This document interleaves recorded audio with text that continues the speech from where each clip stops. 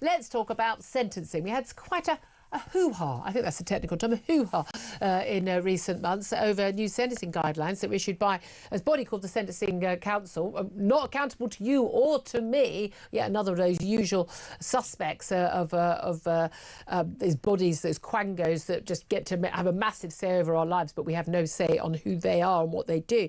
But they basically issued these sentencing guidelines, which basically said that there should be sentencing guidelines if someone was in a minority, whether gay or trans or black or other ethnic minority, with a view to those people getting lower sentences than if you were, say, I don't know, a straight white man or woman. Well, it's decided now by the Justice Secretary Shabana Mahmood, who got into something of a row with the Sentencing Council, that she now wants a power of veto over any new sentencing guidelines. Let's talk about this with David Shipley. He's a former prisoner and now a writer and researcher on prison and justice affairs, and joins us once again. Morning to you, David. How are you? Very well indeed. Lovely to have you join us. I have to say, I think we were all a little bit surprised, or you probably not as an expert in this field, that the sentencing guidelines could just be set by this body that we didn't have any say over, and the Justice Secretary had nothing to do with it, and they could just say whatever they want. It's a good thing, shouldn't it be, that the Justice Secretary, accountable to MPs and ultimately to people, should have the final say? Absolutely. I think it's one of these many Blairite quangos. The Sentencing Council was created at the last end of the new Labour government. And I think it's taken 10 or 15 years for us to realise how much power these entities have. Yeah. But the Lord Chancellor at the time and since have been very clear that sentencing policy should be determined by MPs, by the Lords and by ministers. And that's obviously right and proper. Well, this whole idea it should be independent from government. No, of course, I don't want the Home Secretary or the Justice Secretary saying, I want, David Shipley's committed this crime and I want him to serve this sentence. We don't want that sort of interference. But policy, guidelines, that's what we elect a government to do.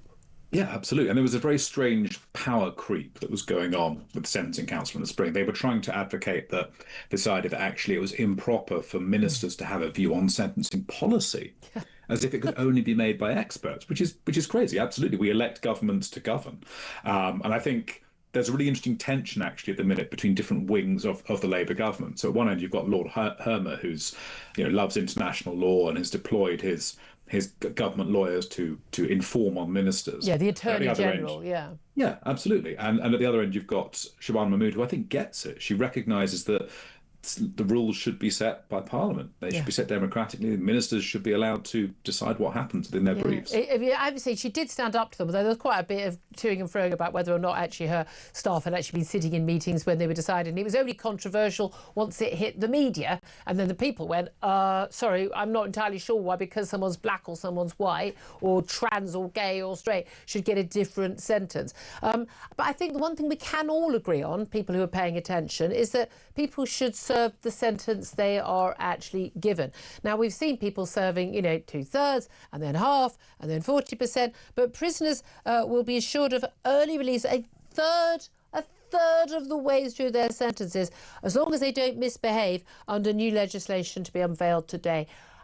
Why are we even bothering sending anyone to jail at all now? Yeah, I think if this was done properly, it could be really effective. So if you look at Texas, if you get a 10-year sentence, if you behave badly, you might stay in for 10 or more years. And if you are a brilliant prisoner who really works to change their life, you could be out in a couple of years. I think the incentive there to really behave well is actually very powerful. What we're getting here instead... The incentive should be you serve 10 years if you behave well, but you'll serve another 5 if you behave badly. Well, they do have that in Texas as well. I think there's carrot and stick in the Texas model. But what we're getting here is essentially that as long as you don't break the rules and you behave yourself, you'll be out a third of the way through. And I'm just not sure it's enough to shift behaviour, because actually if you behave badly, you'll still be out halfway through. So but again, what main issues behind bars is that people are locked up for 22, 23 hours a day in overcrowded conditions, with nothing to do other than, smoke skunk, and do nothing. If we want people to behave well, we need to have a clear, simple rate. Everyone is up, everyone is working, everyone has something to do. You get people off drugs, you've got rehab, you've got education, people teaching, training people in new skills. That would improve good behaviour, wouldn't it? That would be a more useful thing, really. But as we know, these things cost money. This isn't about improving good behaviour or motivating people. This is simply about, we haven't got enough prison space because no one's built enough prisons in the last 20 years, so we're going to have to just release a load of criminals. I mean, that's not a solution to the problem that the public perceive.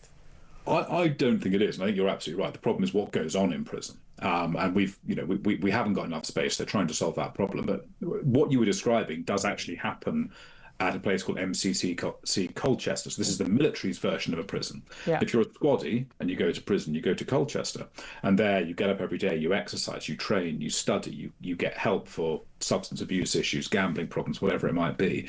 And they have a reoffending rate of 9%.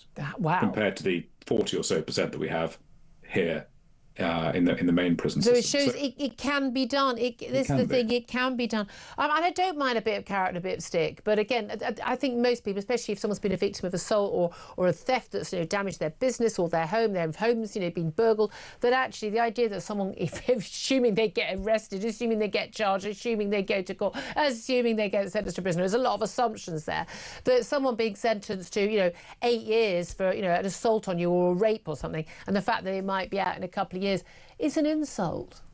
I think it is, and I think we should have honesty in sentencing. I think it's much better to say this person will be doing 4 years in prison, yes, and know that that's true. I think when people hear a sentence of 10 years and actually that means 3 or 4 years behind bars, they find that baffling. And that's perfectly right. Yeah, and I do think I think you're right. Honesty in sentencing as well. And I think also, as you say earlier, the sentencing guidelines being decided by people who, whether we voted for them or not, are at least accountable to the electorate. David Shipley, always so good to talk to you. Always good to get your perspective.